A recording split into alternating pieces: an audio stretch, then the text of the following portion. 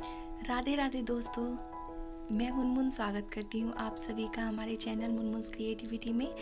जैसा कि हम सब जानते हैं जन्माष्टमी आने वाला है और आज मैं आपके साथ इस वीडियो में शेयर कर रही हूँ एक झूला जो कि मैंने घर पर बनाया है और मैंने किस तरीके से बनाया है इस वीडियो में आप देखोगे। अगर आपके पास भी इस टाइप के कुछ सामान अगर घर में रखे हुए हैं तो आप भी बेशक बना सकते हैं इस वीडियो को देखकर। तो चलिए देख लेते हैं आज का ये वीडियो, और वीडियो पसंद आता है तो प्लीज़ वीडियो को लाइक ज़रूर कीजिएगा और चैनल पर जो लोग नए हैं सब्सक्राइब कर लीजिएगा चैनल को। और मेरे सभी सब्सक्राइबर जो दोस्त हैं उनको तहे दिल से एडवांस में जन्माष्टमी की शुभकामनाएं देती हूँ। तो चलिए देख लेते हैं आज का ये वीडियो किस तरीके से मैंने ये झूला बनाया है।